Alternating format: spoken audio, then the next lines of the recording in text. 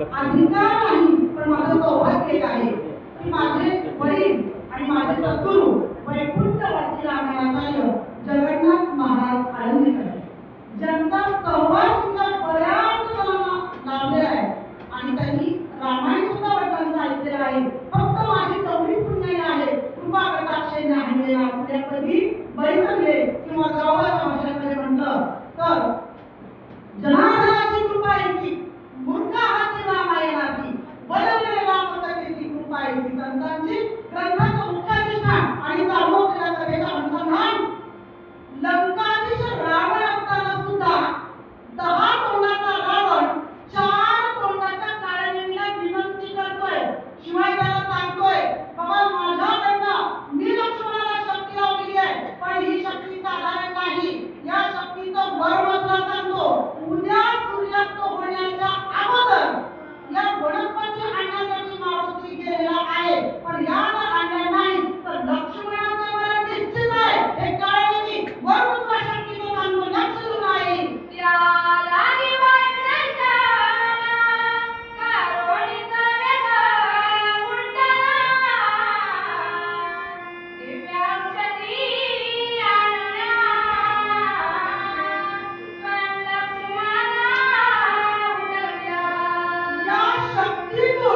लक्ष्मण बंधूला उठवण्यासाठी हा मारुती अत्यंत वेगानं ज्याचा वेग मनाला सुद्धा मागे टाकण्याचा आहे कारण मुळाचा कुणाचा मुलगा ज्याचा वेग कुणालाही पकडता येत नाही अशा वाऱ्याचा अशा पवनाचा तो आत्मल आहे. त्याच्यामुळे अत्यंत वेगानं तू तिच्या जिंकला औषधी आणण्यासाठी काढली गेलेला आहे.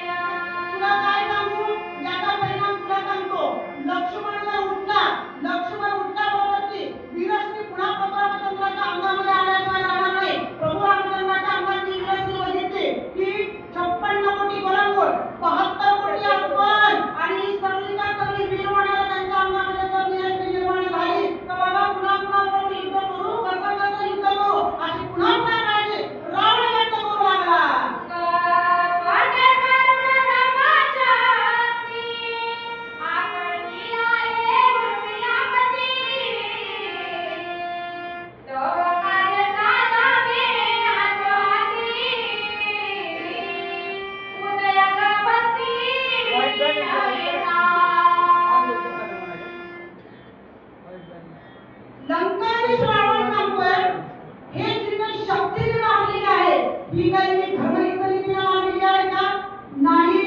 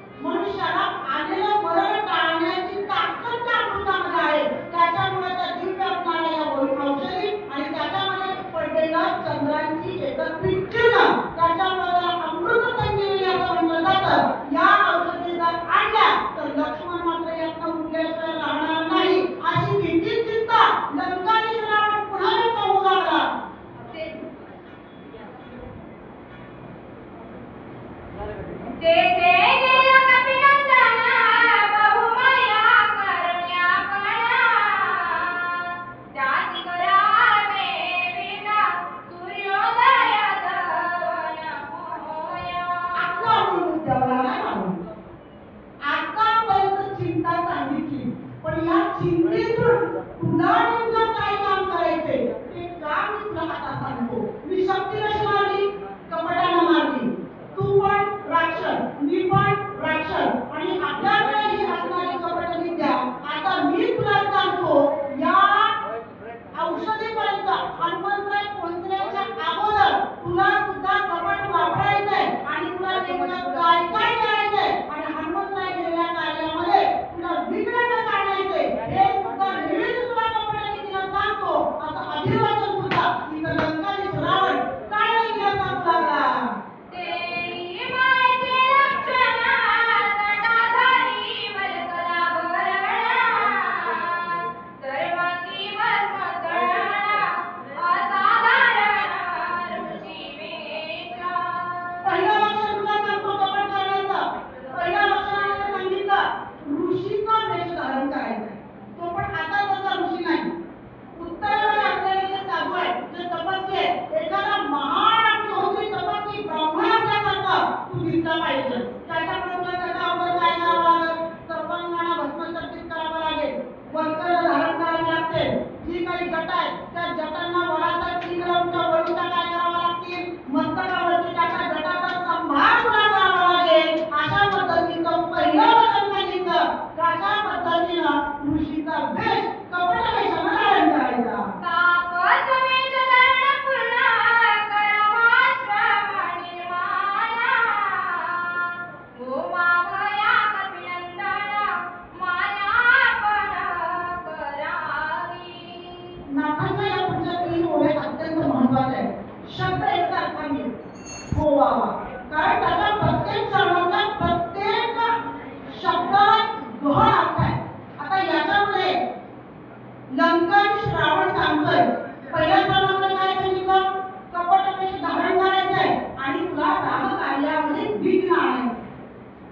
जर विघ्न नाही सहजासहजी आणता आलं तर तुला दुसरं कपट कारस्थान करताना काय करायचंय? ऋषीचा वेश धारण केलेला आहे, त्याचबरोबर एका सुंदर आश्रमाची निर्मिती करायची. त्या आश्रमाचा परिसर अत्यंत मनोहर देदीप्यमान देखण्या स्वरूपामध्ये करायचा आहे. आणि आता पहिलं सांगितलं काय? विघ्न. आता सांगितलं त्या हनुमंताला या सगळ्या मायाजाळामध्ये गोवावं. गोवावं म्हणजे काय? थांबव, अडकव. पहिलं सांगितलं विघ्न, दुसऱ्यांदा सांगितलं थांबव, अडकव. आता तिसऱ्या ओळीमध्ये ऐका काय सांगतोय लंकाधीश रावण. तू पापाकडे सुशीतळाच्या सुंदर वृक्ष सुपरिमळा आपण धराव्याची सुशील गोळा गोळ विकुंतवावया. पहिलं सांगितलं विज्ञान, दुसऱ्यांदा सांगितलं आश्रमाची निर्मिती कर आणि त्याला थांबव, त्याला गोवून ठेव. आता तिसऱ्यांदा सांगितलं नुसतं आश्रम निर्माण करून काय होणार का? होणार नाही. त्या आश्रमामध्ये नाना प्रकारची फळं असली पाहिजेत. आंबा आहे, जांभूळ आहे, नाना प्रकारची फळं, रसाळ, आणि त्याच पद्धतीनं आश्रमाच्या परिसरामध्ये अत्यंत सुंदर असणारं पाणी किंवा जलाशयाची सुद्धा तू निर्मिती कर. आणि हे सगळं करत असताना या सगळ्या गोष्टीमध्ये जर मारुती थांबला नाही तर त्याला अजून अडकवण्याचा घोर प्रयत्न कर. असं पुन्हा पुन्हा रावण काळजीला सांगू लागला. निष्ठा लावावी ब्रह्मज्ञान कथेसी वर्णावा रघुनंदन तेने त्यासी सुख गहन कपिनंदन विकुंतेय. काय काय शब्द वापरली? एकसारखे दिसणारे शब्द आहेत. गोवावा, विकुंतवावा. म्हणजे ही वाचायला जरी एकसारखी वाटत असली, ऐकायला जरी एकसारखी असली तरी त्याचा अर्थ बरोबर नाहीये. खोल खोल अर्थ आहे. पहिला सांगितलं ऋषीचा वेश धारण कर विज्ञान, नंतर सांगितलं आश्रमाची निर्मिती कर, त्याला थांबव, अडकव. तसा नाही अडकला तर फळांची निर्मिती कर, जलाशयाची निर्मिती कर, काहीही कर. विकुंत, अडकव. आणि आता जर तसा नाही अडकला, असाही नाही अडकला तर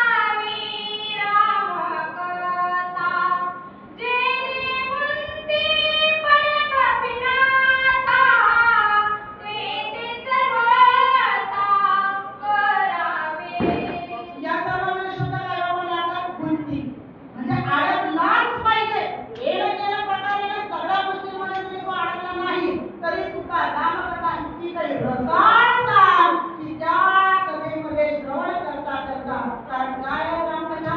कथा कलिता रामायण, पूर्वज उद्धरतील जाण, पूर्वज उद्धरेल नवकोण, उद्धरेल जाण त्रैलोक्य.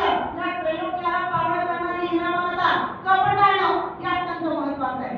आपण खरोखरचे ऋषी नाही, आपल्याला कपट करायचंय, कारस्थान करायचंय, पण काहीही करून हा अडकलाच पाहिजे. म्हणून रामकथा सांगतो पुन्हा पुन्हा लंकाधीश रावण काय विनंती करू लागला. या दोघी महिला भगिनीला आमचे येथील राम पाटील यांनी 1 रुपया देऊन बहुमान दिलेला आहे. याचा काही स्वीकार करावा असे मी विनंती करतो. ते महाशूर राक्षसी प्राणी माता सगळे नासी, आपण युक्ती साधावी ऐसी, जे कपिनासी ते गिळली. असं करून बघ, तसं करून बघ, या प्रकारानं बघ, त्या प्रकारानं बघ, सगळ्या गोष्टी आता काळवीला सांगितल्या आणि शेवटी सांगितलं. शेवटचा उपाय सांगतो तुला बघ, सापही मरेल आणि काठीही फुटणार नाही, भोगला जाणार, पण कशा वाचून? सुंटे वाचून. कसा करणार सांगू ना काळवी? सगळ्यात जरी नाही अडकला तरी त्या आश्रमाच्या मागं असणारं सरोवर आणि त्याच्यामध्ये नित्य वास्तव्य असणारी महान भयंकर असणारी नाही, काहीही कर आणि त्या पाण्याजवळ जर हा मारुती गेला तर आपल्याला काहीही करण्याची गरज लागणार नाही. हा मारुती आपोआपच तिथं मरेल आणि आलेलं संकट टळेल. असं सुद्धा काळवीला सांगू लागला. औषधी समीपास विस्तर, जळे संपूर्ण सरोवर, सुंदर कमळी मनोहर, तेथे कपींद्र गोवावा. हात जोडले काळवी, पाया पडतो तुझ्या. मी तुला सगळ्या प्रकारानं कटकारस्थान कसं करायचं मी सांगितलंय, कपटबुद्धी कशी वापरायची सांगितलीये. मायावी पद्धतीनं ताबडतोब तुम्ही धारण कर, आश्रमाची निर्मिती कर, सगळीकडे असणारी नाना पद्धतीची गोड फळांची निर्मिती कर आणि असणारं पाणी याच्या सुद्धा जलाशयांची लवकरात लवकर निर्मिती कर. या असणाऱ्या सरोवरामध्ये आपलं मन रमून जावं, तिथं थोडी विश्रांती घ्यावी, श्रम परिहार करावा, म्हणून देखण्या कमळांची सुद्धा निर्मिती त्या जलाशयामध्ये करावी असं पुन्हा सांगू लागला. गमन करोनी शीघ्रगती, सर्व प्रकारे असे शक्ती, जेणे मरण पावे मारुती, तेथे युक्ती साधावी. काही कर आता काळी, तुला सगळ्या प्रकारानं मी सांगितलेलं आहे. आता मात्र चिंतेचं कारण मला ठेवू नको. आता शीघ्र गतीला म्हणजे मारुती ज्या गतीला गेलेला आहे त्या गतीला सुद्धा मागं टाकून त्याच्या पुढे जाऊन अगोदर तुला हे कार्य करायचं. कारण मारुती तिथं पोहोचल्यानंतर मग कार्य करून उपयोग आहे का? नाही. त्याच्यामुळे मारुतीचा वेळ लक्षात घे आणि मारुतीचा वेळ लक्षात घेतल्यानंतर त्याच्यापेक्षाही अधिक वेळानंतर तिथं जायचंय, जाऊन एवढं कार्याची निर्मिती करून ठेवायची. त्याच्यामुळे ताबडतोब घे, असं काहीतरी कर की त्याच्यामध्ये मारुती निश्चित नेला पाहिजे. मी तुझं सांगो कपटवती, तव तुझे वाळ कपट मोठी, तेथे माझी काय युक्ती, सर्वथा मारुती मारावा. शाळेतल्या लंकाधीश रावण म्हणतोय, बाबा मी सुद्धा कपट करणारा आणि तू तर प्रत्यक्ष कपटाची मूर्ती, म्हणजे जर कपटाची मूर्ती म्हणून कुणाकडे बघावं तर कुणाकडे बघावं नाही. आणि तुझ्याकडे काळजीकडे बघावं, मग अजून मी तुला कपट काय शिकवू, अजून कोणत्या पद्धतीने शिकवू, तर ताबडतोब काय कर, कार्यसिद्धी करायला. मरण पावला हनुमंत, सौमित्र मोरे अपरित, मरण पावेल रघुनाथ, दोघा मृत्यू त्याचे. या कपटामध्ये जर मारुती मरण पावला त्याचा परिणाम तुला सांगतो लक्ष्मीबाई. याच्यामध्ये जर ती वापस येणार नाही. म्हणजे आता दुसऱ्या क्रमांकावरती मरण कुणाचं निश्चित आहे? लक्ष्मणाचं. लक्ष्मण गेला म्हटलं की आता राम काही जिवंत राहू शकत नाही. एका मारुतीच्या मरणानं हे दोघे बंधू सुद्धा 100% मेल्याशिवाय राहणार नाही. मरण पावला रघुनंदना, कैसनी वाचेल विभीषणा, सुग्रीवही सांडिल प्राणा, अर्धक्षण लागता. मोठं कार्य तुला साधायचंय. याचा म्हणजे मारुती मेला की लक्ष्मण उठणार नाही. लक्ष्मण उठला नाही म्हणजे की पुन्हा राम मरेल. राम मेला म्हणल्यानंतर शरणांगण आलेला विभीषण सुद्धा म्हणेल आता मी काय करू, म्हणून तो सुद्धा मरेल. पण विभीषण मेल्यानंतर 58 वाहन 56 कोटी घरांवर 72 कोटी आसमान यांचा जो प्रभू आहे तो म्हणजे सुग्रीव. सुग्रीव सुद्धा याच्यातनं वाचणार नाही. असं भाग्य काय निघाला लंका देशावर समोर आला. नील जांबवंता, जुगपती वरतील समस्त, एवढा साधेल कार्यात, जरी हनुमंत मारिया. सुग्रीव मेला म्हटल्यानंतर 18 वाहन 56 कोटी बळावर आणि 72 कोटी अश्वान हे सुद्धा काय होतील, यांना सुद्धा लढवून मारण्याची गरज पडणार नाही. आपला राजाच मेला म्हटल्यानंतर भयाक्रांत होतील. पराक्रांत झालेली ही सगळी वाडलं, ही सगळी जुत्पत्ती आपोआपच मरेल. असं पुन्हा पुन्हा भाकीत लंकाधीश रावण काळेला सांगू लागला. मननी धारिले दोन्ही चरण, देईना धनाच्या दाना, चिंता सागरी बुडता पूर्ण, तारू आपण स्वयं पावे. आता या चिंताच्या असणाऱ्या या समुद्रामध्ये मी आता खोल बुडू लागलेलो होतो. पण काय झालं, काळ नेहमी तू प्रत्यक्ष माझ्यासाठी काय झाला, याच्यातनं तारून येणारा तारक म्हणून तू माझ्यासमोर आला. त्याच्यामुळे आता तुला विनंती करतो आणि मी दिलेलं कार्य जर तू सिद्ध केलं तर या त्रिकुट पर्वतावरती असणारी देदीप्यमान सोन्याची लंका, त्याचा असणारा मी हा लंकाधीश रावण, पण या त्रिकुट पर्वतावरची सगळ्यांना हवी हवीशी वाटणारी लंका, याचं अर्ध राज्य मी लंकाधीश रावण तुला काळजीला देईल आणि मी तुला राज्याभिषेक करेन. असं सुद्धा भाग्य तिथं लंकाधीश रावण काळजीला वचन देऊन सांगू लागला. मग ज्ञानी बाकी बहुता, पण चरणावरी मागुता, मज होतसे प्राणतावस्था, जीवदाता तू होई. काय पूर्वी एवढी मला काळजी वाटते की हा हनुमंताला काय स्थिती तो मला तर मग माझं मात्र मरण आठवलं आहे. त्याच्यामुळं तू मला यातून तारून येणारा कारण आहे. त्याच्यामुळे मी तुझ्या पाया पडतो. बघा काय मिळाल्या कपटी असणाऱ्या रावणावरती एक कपट केल्याचं कारण कपटी असणाऱ्या काळनेमी नावाच्या राक्षसाला अर्ध राज्य देईन. आमिष दाखवून म्हणजे ज्याला सत्तेचा महत्त्व असणारा अहंकारी रावण, पण ते सत्ता सुद्धा तुला देतो असा हा लंकाधीश रावण म्हणायला लागला. आणि या चिंतेतनं मला तू वाचव, मला तारक हो, मी तुला राज्य देतो, काहीही कर, पण यातनं माझी सुटका कर. म्हणून अक्षरशः आतापर्यंत बोलणारा रावण आता मात्र काय केले, काळनेमीचे पाय पकडले. ऐसे कथाची उत्तरा, दसकाला राक्षस वीरा, हृदयी पोचला दुर्धर, कपट प्रकार बोला नव्हे. आता लंकाधीश रावणाला घट्ट पाय पकडले. लंकेचा आधा राज्य देऊन तुला राजा करतो असं म्हटल्यानंतर त्याच्या लक्षात आलं आता यातनं सुटका नाही. इकडे आड आणि इकडे वीर, मरण निश्चित. पण आता अत्यंत खोचक असणारा चिंतेचा भरकांत असणारा बाण लागलेला आहे. कारण त्याला माहितीये कपटाचं काय काय होऊ शकतो. तो आता मनामध्ये काय विचार करू लागला लक्ष नाही का. कपट करीतही अन्यवशी भूम, खंडवी खंड केली वपू, तेथे आवाज कोण प्रतापूर,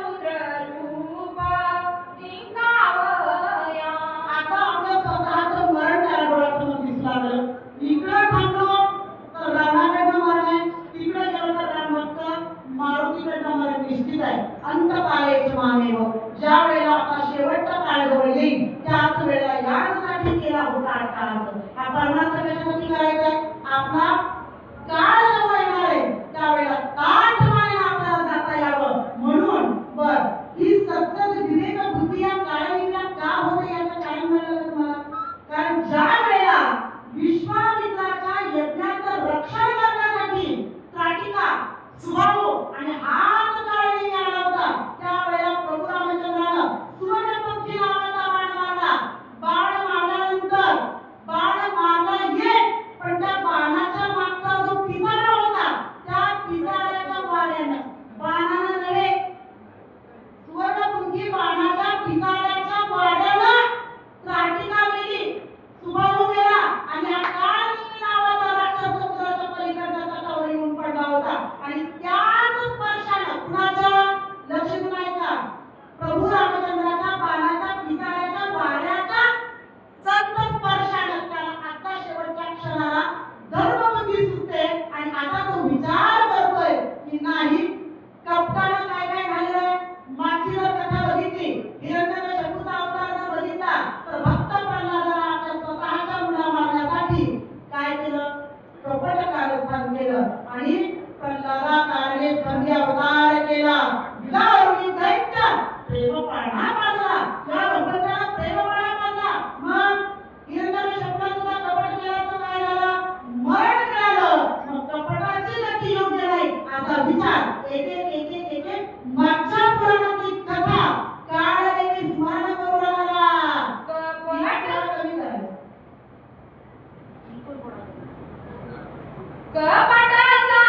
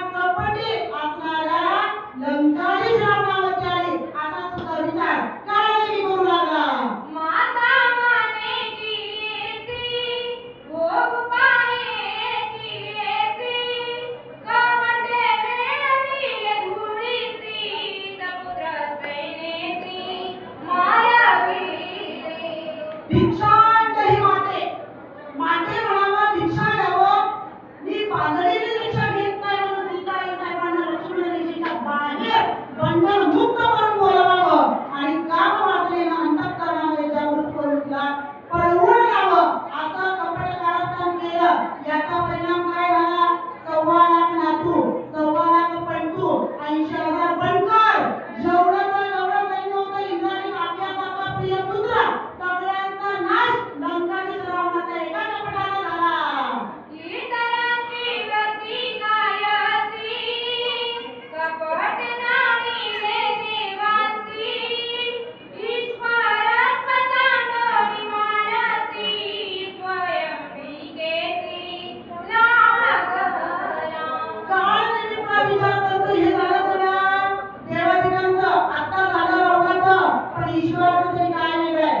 जो केवळ ब्रह्मपदावरती आत्मपदावरती अवलंबून होतो ज्याचा भाग करता येत नाही असा असणारा चिद्घन स्वरूप चैतन्यघन स्वरूप असणारा केवळ ब्रह्म पण त्याला मायाची उपाधी जडते. स्वतःच्याच डाव्या हातातून मायेची 6व्या अंशातून निर्मिती करतो. स्वतःचं केवळ ब्रह्मपद विसरतो आणि खाली येतो आणि स्वतःला ईश्वर म्हणून येतो. कपटाला ही माया केली. आता या ईश्वराचं सुद्धा काय झालं? त्याचं सुद्धा स्मरण काळजी करतो लक्षात नाही का? आपण होवनिया रंग, कळीसी मागला भिका, तेने भरपाळ केला देख, पुराणे असंख्य बोलती. काय नेहमी विचार करतोय राक्षसांचं झालं देवांचं झालं पण तो ईश्वर असणारं तत्व आहे. जे आता प्रभू रामचंद्र अवतारामध्ये आहे हे जे भगवंताचे दशावतार आहेत या कारण भगवंत अवताराला येतो 3 कार्याने कारण किती आहेत? 3 जगायला सर्वस्व जाणे भोवती भारत 3 कारणांनी जरी येत असला तरी तो येतो 6 प्रकारे अंश अंशांश आवेश कला पूर्ण आणि पूर्णत्व. या 6 प्रकारे भगवंत येतो. त्याच्यामध्ये नरसिंह अवतार हिरण्यकश्यपूला मारला तो होता आवेश अवतार. परशुराम अवतार दशावतारापैकी एक आणि आता याचं वर्णन केलं जातं जो बळीच्या दारात बालपाल म्हणून आला बटुक म्हणून आला भिक्षा मागण्यासाठी आला पण मनामध्ये कपट केलं आणि 3 जागा मागितली आणि याच्या कपटाचा परिणाम ईश्वर तत्वाला सुद्धा एका राक्षस कुळामध्ये जन्माला आलेल्या भक्ताच्या दारामध्ये काय होऊन राहावं लागलं? बालपाल होऊन राहावं लागलं. हा परिणाम भगवंताला ईश्वर तत्वाला केलेल्या कपटाचा परिणाम असं स्मरण तिथं काळ नेहमी अंतःकरणामध्ये करू लागला. या लागी कपाटाची वार्ता, भली नव्हे का सर्वता, कपट करीता कपिनाथा, शोधातासी करावे. आता काय नेहमी विचार करतोय आता हाच वेळ आहे हाच काळ अत्यंत धन्य आहे. कोणता काळ धन्य असतो आयुष्यामध्ये माहिती? धन्य काळ संत भेट. आता संतांची भेट होणार आहे आणि माझ्या आयुष्याचा शेवट तो झाला माझा बहु गोड झाला. आता माझा शेवट गोड गोड गोड होण्याची वेळ आलेली आहे. आता जर मी या रामभक्त कपिनाथाबरोबर जर मी कपट केलं तर मग मात्र माझं काही खरं नाही असा अत्यंतिक निर्वाणीचा योग्य यथार्थ विचार राक्षस असून कपटी असून मायावी असून सुद्धा मला तो विचार करतो. श्रीरामाचे निजभक्त, त्यासी कोणी कपट करीत, ते स्वयंची मरण पावत, नरका भोगी